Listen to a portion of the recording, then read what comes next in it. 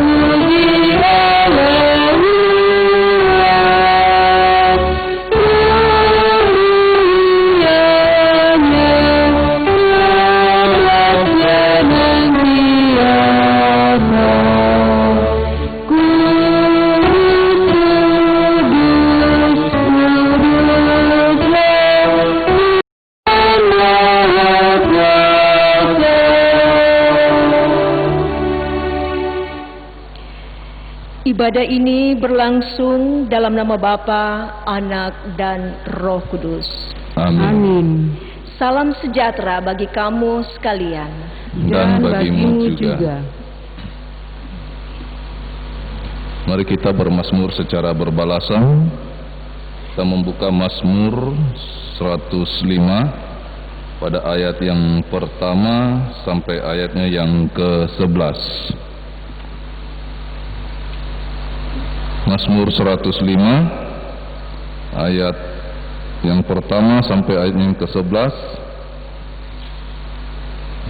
Saya akan membacakan ayat yang keluar dan Bapak Ibu saudara-saudari membacakan ayat yang masuk ke dalam, dan kita akan bergantian pada ayatnya yang kedua. Puji-pujian atas segala perbuatan Allah di masa lampau. Bersyukurlah kepada Tuhan, serukanlah namanya, perkenankanlah perbuatannya di antara bangsa-bangsa. Bernyanyilah baginya, bermasmurlah baginya. Percakapkanlah segala perbuatannya yang ajaib. Bermegalah di dalam namanya yang kudus. Biarlah bersuka hati orang-orang yang mencari Tuhan. Carilah Tuhan dan kekuatannya, carilah wajahnya selalu. Ingatlah perbuatan-perbuatan ajaib yang dilakukannya. Mujizat-mujizatnya dan penghukuman-penghukuman yang diucapkannya. Hai anak cucu Abraham hambanya. Hai anak-anak Yakub, orang-orang pilihannya. Dialah Tuhan Allah kita. Di seluruh bumi berlaku penghukumannya. Ia ingat untuk selama-lamanya akan perjanjiannya. Firman yang diperintahkannya kepada 1000 angkatan. Yang diikatnya dengan Abraham. Dan akan sumpahnya kepada Ishak. Diadakannya hal itu menjadi ketetapan bagi Yakub. Menjadi perjanjian kekal bagi Israel. Firman-Nya kepadamu akan kuberikan tanah Kanaan sebagai milik pusaka yang ditentukan bagimu. Amin. Mari kita menyanyi Mazmur 105 pada ayat yang pertama dengan syukur, pujilah Tuhan.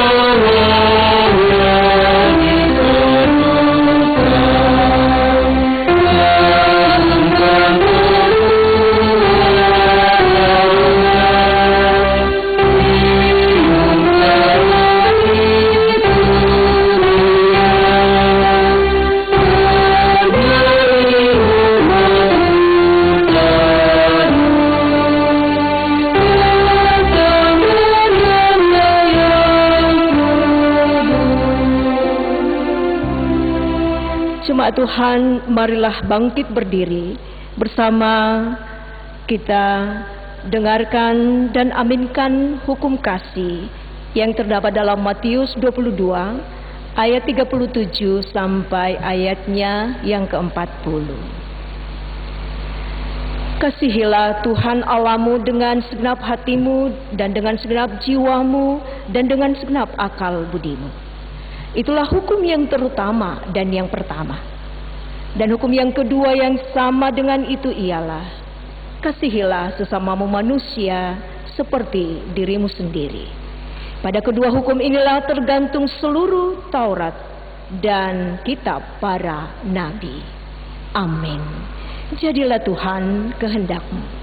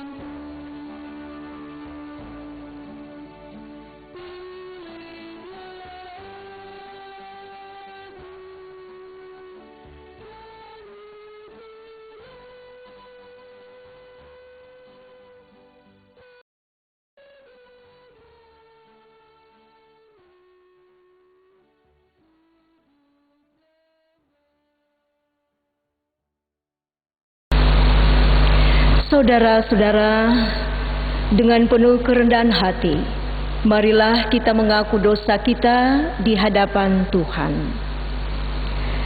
Oleh karena hukum Allah menegaskan segala kesalahan kita dan dosa kita, maka sepatutnya lah kita merendahkan diri di hadirat Allah dan mengaku dosa kita. Ya, padamu ada kasih dan pengampunan.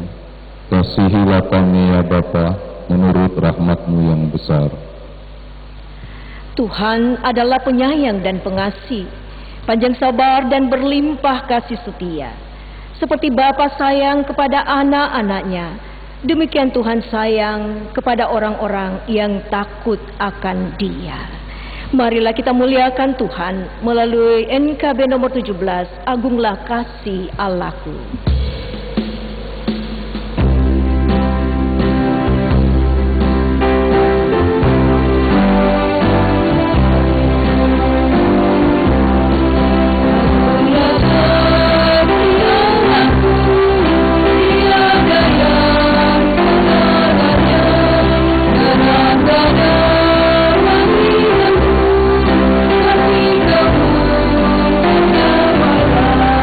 Karena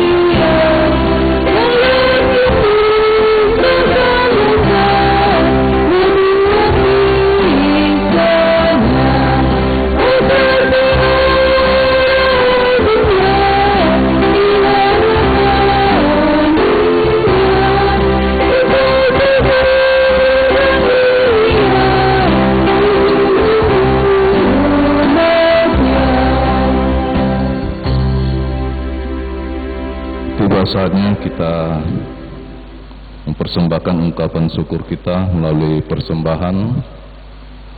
Namun sebelum persembahan kita dijalankan, dengarkanlah nats persembahan yang terdapat dari Ulangan 12 pada ayatnya yang ke-6. Kesanalah harus kamu bawa korban bakaran dan korban sembelihanmu, persembahan persepuluhanmu dan persembahan khususmu, korban nasarmu dan korban sukarelamu, anak-anak sulung lembu sapimu dan kambing dombamu. Untuk meresponi persembahan kita, mari kita nyanyi dari Kidung Jemaat 365 pada ayat yang pertama dan kedua. Tuhan ambil hidupku.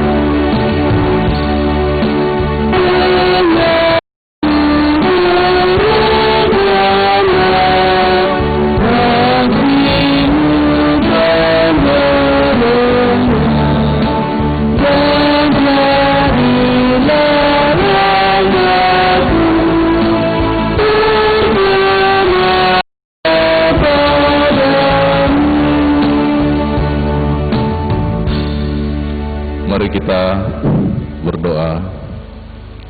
Puji syukur dan terima kasih Allah Bapa kami dalam surga. Kami senantiasa mengucap syukur kepadamu atas hadiratmu kepada kami semua ya Tuhan, sehingga kami dapat berkumpul bersama untuk memulai ibadah kami. Tuhan Yesus, Tuhan Allah Bapa kami dalam surga, apa yang telah kami persembahkan bagimu, kiranya itu dapat berguna dalam pelayanan kami di Gereja Jemaat Bontoala serta pembangunan ya Tuhan. Tuhan Yesus, Tuhan Allah Bapa kami dalam surga, berkati pula yang masih ada tersisa daripada kami semua ya Tuhan, biarlah juga itu bisa membawa berkat bagi orang-orang di sekitar kami. Terimalah persembahan kami ya Tuhan, yang kami bawa hanya di dalam nama anak-Mu Yesus Kristus, yang adalah Tuhan dan Juru Selamat kami yang hidup. Amin. Mari kita memuji Tuhan dari Kidung Jemaat 367 pada ayat yang pertama. Padamu Tuhan dan Allahku.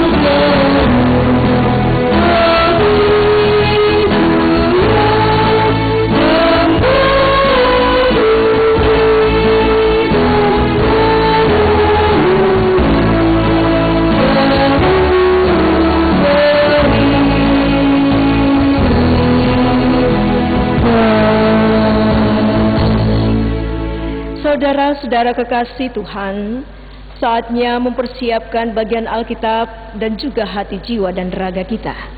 Mari kita persiapkan bacaan pertama dari 1 Raja-Raja pasal 3 ayat 1 sampai 15. Bacaan yang kedua dari Roma 8 ayat 26 sampai dengan ayat yang ke-39. Dan bacaan Injil saudara-saudara dari Matius pasal 13 ayat 31 sampai ayatnya yang ke-35. Baik saudara-saudara, marilah kita memberi tempat bagi Roh Kudus.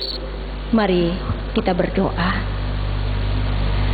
Dipermuliakanlah Engkau Tuhan atas semua kebaikan-Mu, kemurahan-Mu bagi kami sekalian. Kami bersyukur boleh dihimpunkan kembali dalam ibadah hari Minggu.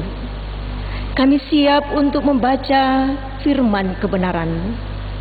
Ya Roh Kudus, kami menyerahkan tubuh, jiwa, dan raga kami. Berdiamlah dalam hati kami, agar kami memperoleh hati yang paham tentang firman-Mu yang akan kami baca, kami dengarkan.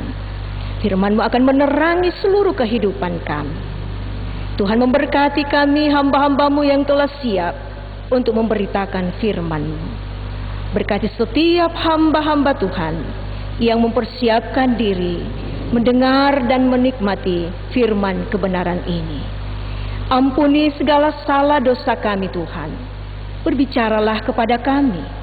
Kami siap mendengar. Dalam nama Tuhan Yesus kami berdoa. Amin.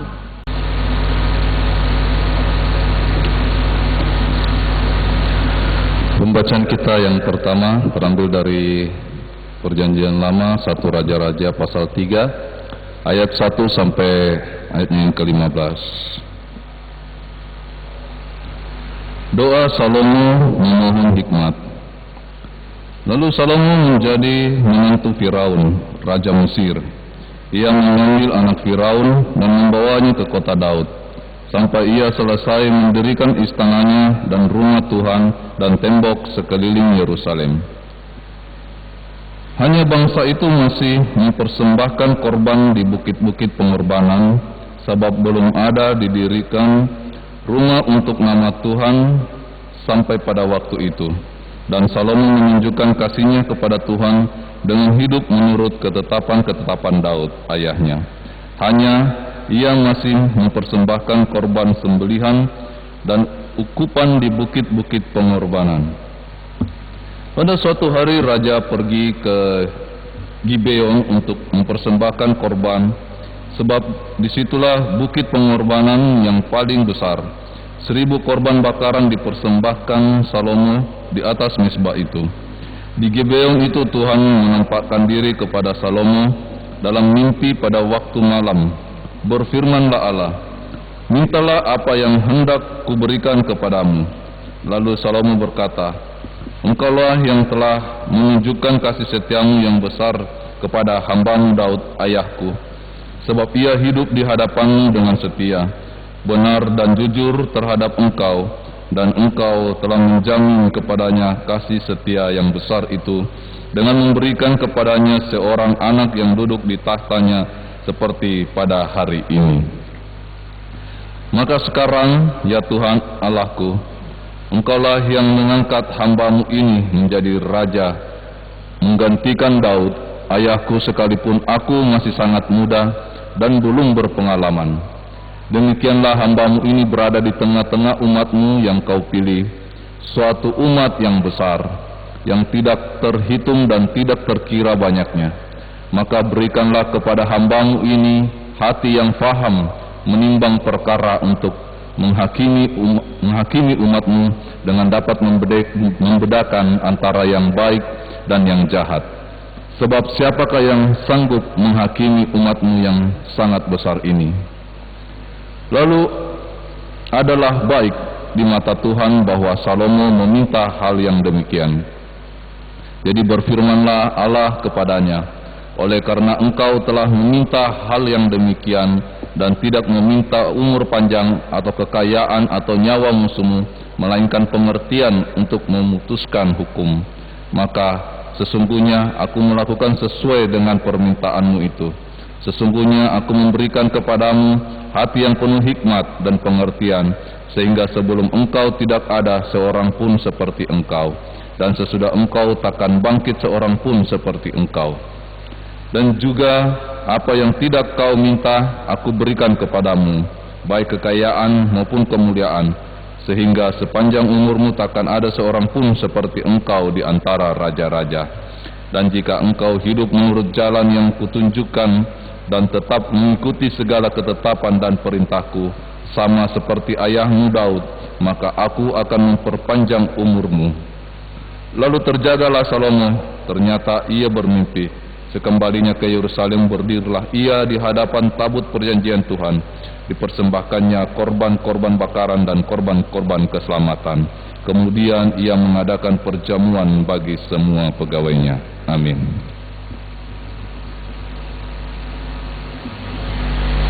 Pembacaan kita yang kedua terdapat dari kitab Roma 8 ayat 26 sampai ayatnya yang ke-39. Firman Tuhan, demikian juga Roh membantu kita dalam kelemahan kita, sebab kita tidak tahu bagaimana sebenarnya harus berdoa. Tetapi Roh sendiri berdoa untuk kita kepada Allah dengan keluhan-keluhan yang tidak terucapkan. Dan Allah yang menjiki hati nurani mengetahui maksud Roh itu, yaitu bahwa ia sesuai dengan kehendak Allah berdoa untuk orang-orang kudus. Kita tahu sekarang bahwa Allah turut bekerja dalam segala sesuatu untuk mendatangkan kebaikan bagi mereka yang mengasihi Dia, yaitu bagi mereka yang terpanggil sesuai dengan rencana Allah.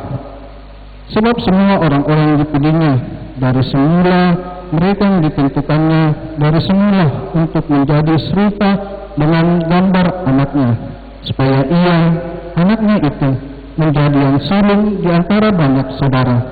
Dan mereka yang ditentukannya dari semula, mereka itu juga dipanggilnya, dan mereka dipanggilnya, mereka itu juga dibenarkannya, dan mereka yang dibenarkannya, mereka itu juga dimuliakannya. Sebab itu, apakah yang kita katakan tentang semuanya itu? Jika Allah di pihak kita, siapakah yang akan melawan kita? Ia yang tidak menyayangkan anaknya sendiri, tetapi menyerahkannya bagi kita semua. Bagaimanakah mungkin ia tidak mengerjakan segala sesuatu kepada kita bersama-sama dengan Dia? Siapakah yang akan memegang Dia? Siapa yang akan menggugat orang-orang pilihan Allah? Allah yang membenarkan mereka. Siapakah yang menghukum mereka? Kristus Yesus yang telah mati, bahkan lebih lagi yang telah bangkit, yang duduk di sebelah kanan Allah, yang malah menjadi pembela bagi kita. Siapakah yang akan memisahkan kita dari kisah Kristus? Penindasan atau kesesakan, atau penganiayaan, atau kelaparan, atau ketelanjangan, atau bahaya, atau pedang. Sebab seperti ada tertulis, oleh karena Engkau kami ada dalam bahaya maut sepanjang hari. Kami telah dianggap sebagai domba-domba sembelihan. Tetapi dalam semuanya itu kita lebih daripada orang-orang yang menang oleh Dia yang telah mengasihi kita. Sebab aku yakin bahwa baik maut maupun hidup, baik malaikat-malaikat maupun perintah-perintah, baik yang ada sekarang maupun yang datang, atau kuasa-kuasa, baik yang di atas maupun yang di bawah, ataupun sesuatu hal lain, tidak akan dapat memisahkan kita dari kasih Allah yang ada dalam Kristus Yesus Tuhan kita. Amin.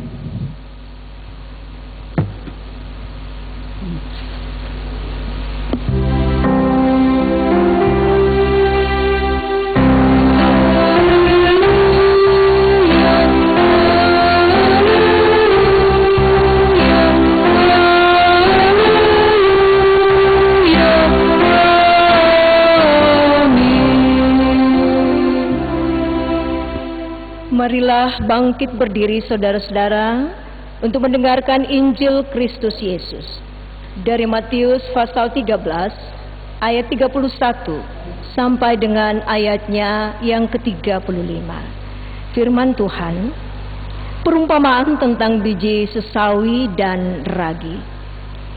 Yesus membentangkan suatu perumpamaan lain lagi kepada mereka dan katanya, hal kerajaan sorga itu seumpama biji sesawi yang diambil dan ditaburkan orang di ladangnya. Memang biji itu yang paling kecil dari segala jenis benih. Tetapi apabila sudah tumbuh, sesawi itu lebih besar daripada sayuran yang lain, bahkan menjadi pohon, sehingga burung-burung di udara datang bersarang pada cabang-cabangnya. Dan ia menceritakan perumpamaan ini juga kepada mereka. Hal kerajaan sorga itu seumpama ragi yang diambil seorang perempuan dan diadukkan ke dalam tepung terigu 3 sukat sampai kamir seluruhnya. Semuanya itu disampaikan Yesus kepada orang banyak dalam perumpamaan, dan tanpa perumpamaan suatu pun tidak disampaikannya kepada mereka, supaya genaplah firman yang disampaikan oleh Nabi, "Aku mau membuka mulutku, mengatakan perumpamaan. Aku mau mengucapkan hal yang tersembunyi sejak dunia dijadikan." Demikian firman Tuhan, kure sumanga puang.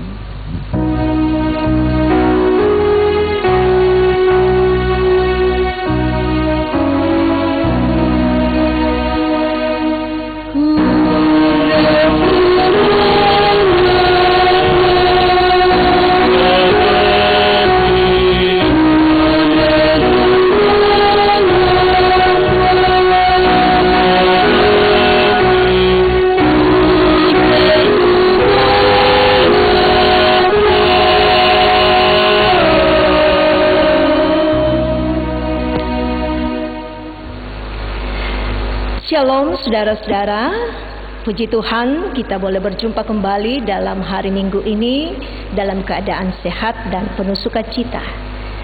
Kita percaya bahwa kasih Tuhan itu tidak pernah putus, demikian juga dengan firman-Nya. Hari ini Dia mau memberkati kita kembali dalam sebuah firman-Nya yang bercerita tentang kerajaan Allah. Dan cerita kerajaan Allah ini diceritakan dalam sebuah perumpamaan biji sesawi dan ragi. Saudara, bagaimanakah biji sesawi itu? Mari kita lihat gambarnya.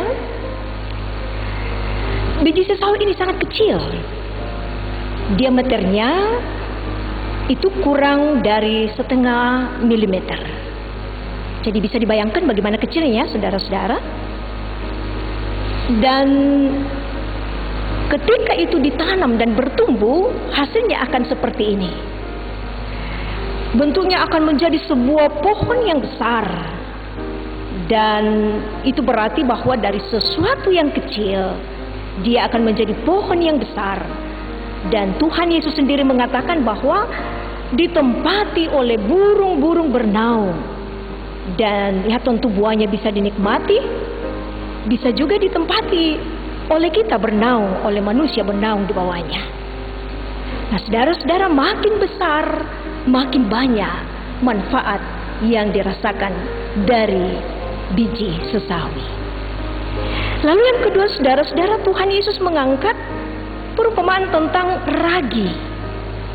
Saudara pasti semua tahu ya, terutama ibu-ibu dan para remaja putri ini kalau mau membuat kue pasti ingat akan ragi. Nah, sedikit ragi, saudara-saudara, bisa mengembangkan adonan. Dan hasil akhirnya, ya tentu roti yang sangat besar dan enak. Nah, saudara-saudara, ragi itu berfungsi untuk kemudian pelan-pelan mengubah adonan dan kemudian menjadi sesuatu yang dapat dinikmati. Dan itu berarti ragi ini membawa pengaruh yang sangat besar bagi adonan. Nah, sekarang apa kaitannya dengan kerajaan Allah? Kerajaan sorga, saudara-saudara, atau kerajaan Allah, Tuhan Yesus ingin menjelaskan bahwa ia dimulai dari yang kecil, dimulai dari yang sederhana, tetapi kemudian bertumbuh menjadi besar dan luar biasa. Dalam Mika 5 ayat 1, saudara-saudara, di situ dikatakan, "Tetapi engkau, hai Betlehem Efrata, hai yang terkecil di antara kaum-kaum Yehuda, daripadamu akan bangkit bagiku seorang yang akan memerintah Israel, yang permulaannya sudah sejak purbakala, sejak dahulu kala." Siapa yang muncul di Betlehem, saudara-saudara? Dikatakan di situ Betlehem Efrata yang terkecil. Tidak lain adalah Mesias yang kemudian menjadi raja di atas segala raja. Lalu ketika Yesus bekerja dalam dunia ini, Ia mengumpulkan sekelompok nelayan yang sederhana, saudara-saudara. Dan inilah yang Ia pakai untuk kemudian menyebarkan Injil, mewartakan kerajaan Allah. Dari yang sederhana, Ia memberi pertumbuhan, dan akhirnya kerajaan Allah menjadi besar. Tidak sama dengan permulaannya. Kerajaan Allah dinyatakan melalui pekerjaan Tuhan, dan kemudian diberikan kepada gereja untuk dilaksanakannya. Gereja bertanggung jawab untuk menyatakan cara hidup yang sesuai dengan tuntutan di dalam kerajaan Allah. Gerejanya juga harus menyebarkan pengenalan akan Dia kepada seluruh bumi. Dan disitulah tugas kita, saudara-saudara. Bahwa demikian besar jangkauan yang Tuhan percayakan kepada gerejanya, maka gerejanya walaupun kecil akan menjadi besar. Dari biji sesau yang kecil akan bertumbuh menjadi pohon yang besar. Lalu saudara-saudara, apa maknanya? Apa yang bisa kita renungkan dari perumpamaan tentang kerajaan Allah yang diceritakan dalam perumpamaan biji sesawi dan ragi yang bisa memberikan pengaruh kepada adonan? Saya mau mengatakan seperti ini, saudara-saudara, bahwa iman kita harus bertumbuh. Dari iman yang kecil, lalu kemudian bertumbuh menjadi besar, bertumbuh menjadi tegar, dan bertumbuh menjadi kuat. Itu sangat banyak makna yang bisa kita dapatkan dan kita berikan. Pertumbuhan kita, saudara-saudara, bagaikan anak tangga. Kita naik dari level yang satu ke level yang berikutnya. Dan apa yang terjadi ketika kita naik? Apa yang terjadi ketika iman kita bertumbuh, saudara-saudara? Yang pasti bahwa cara pandang kita mulai berbeda. Kita bisa melihat dengan perspektif yang lebih luas lagi. Mungkin kemarin kita punya masalah dan kita katakan saya tidak bisa menyelesaikannya. Kita bingung, saudara-saudara. Tetapi ketika iman kita bertumbuh, ketika kita naik ke tangga yang lebih di atas, maka kita akan melihat bahwa ada jalan keluar yang ada di sana.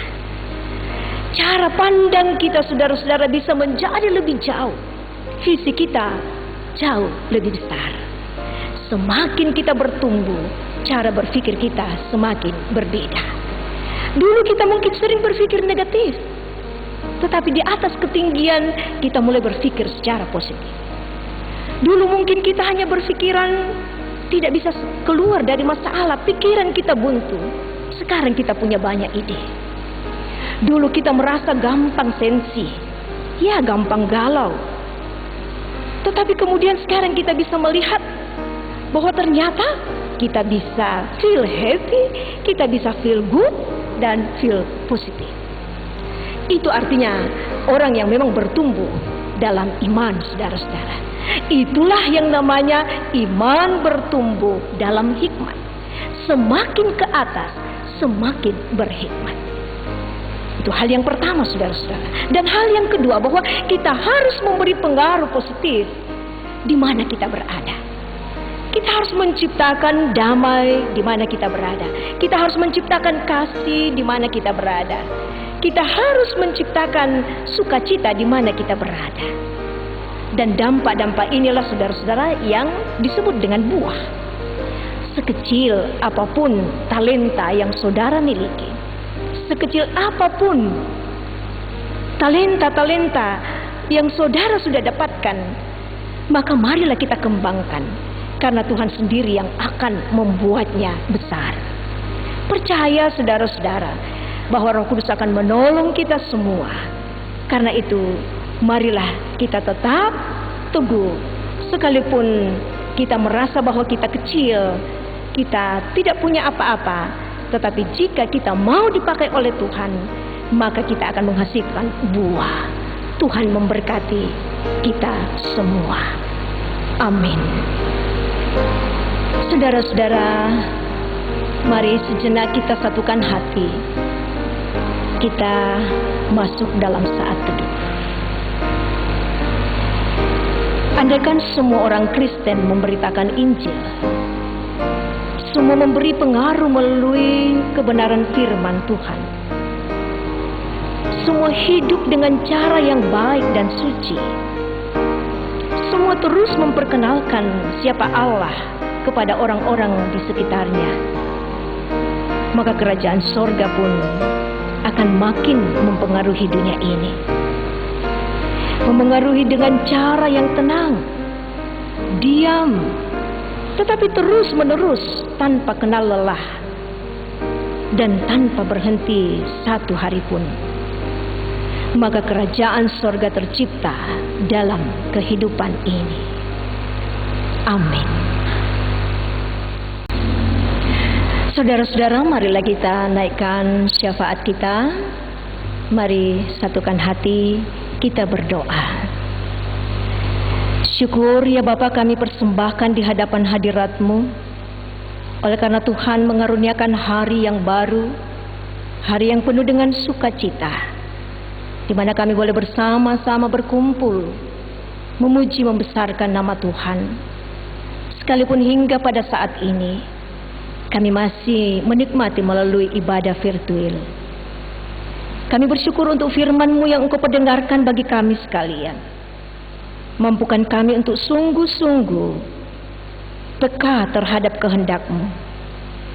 Mampukan kami juga untuk menghargai setiap talenta-talenta, bidang-bidang yang Tuhan berikan bagi kami dalam segala pelayanan kami.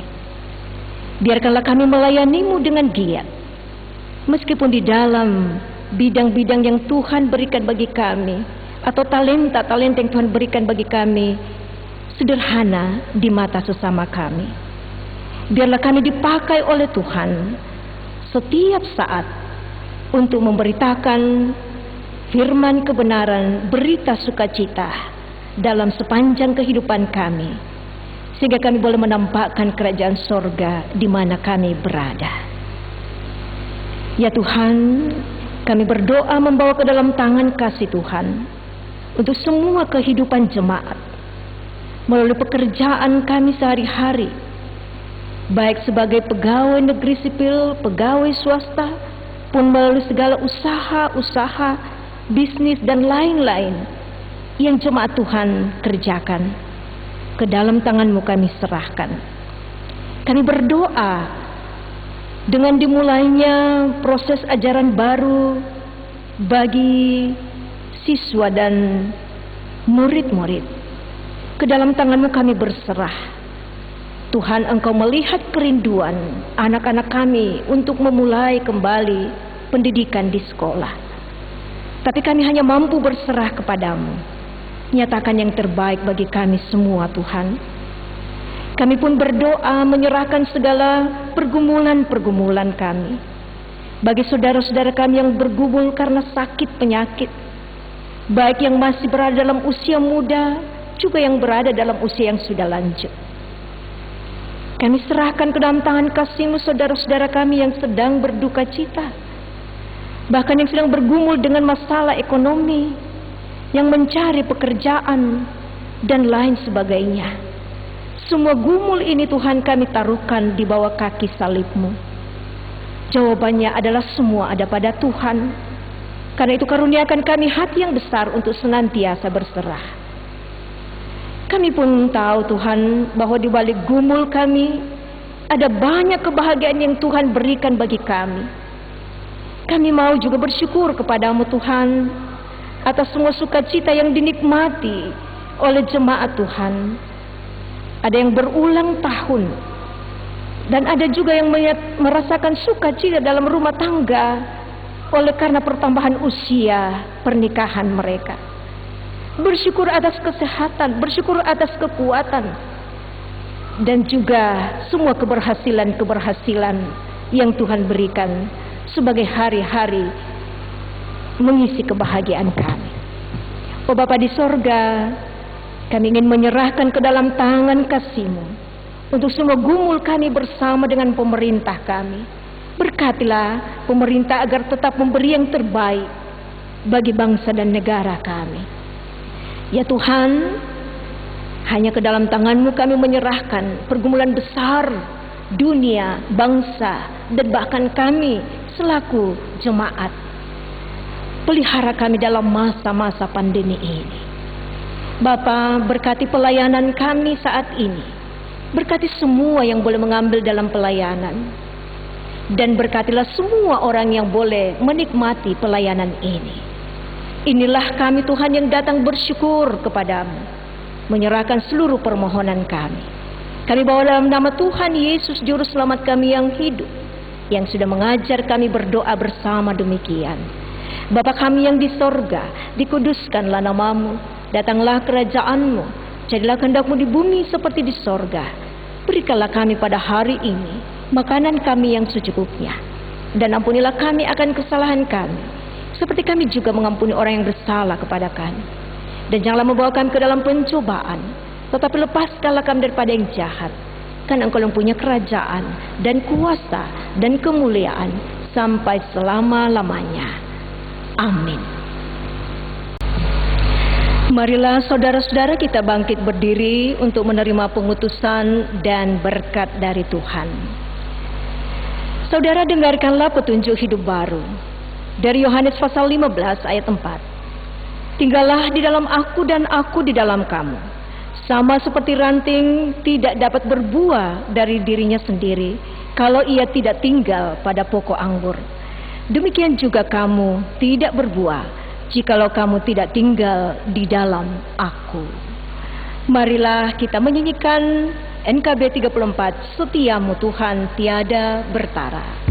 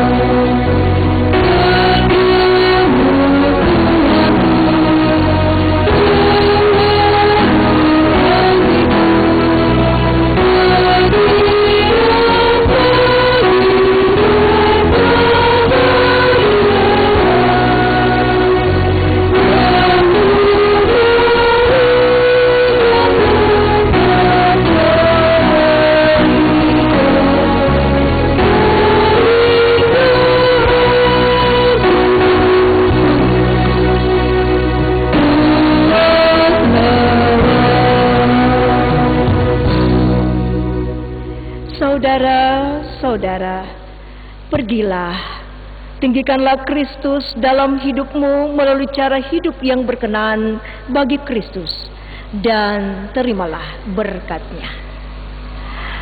Tuhan memberkati engkau dan melindungi engkau. Tuhan menyinari engkau dengan wajah-Nya dan memberi engkau kasih karunia. Tuhan menghadapkan wajah-Nya kepadamu dan memberi engkau damai sejahtera. Amin.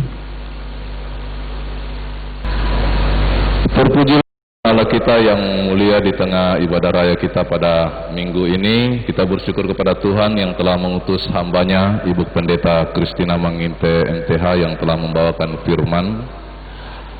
Kita juga bersyukur kepada Tuhan telah menyatakan karya melalui pelayanan kantoria, organis, tim multimedia, koster dan majelis yang bertugas pada saat ini.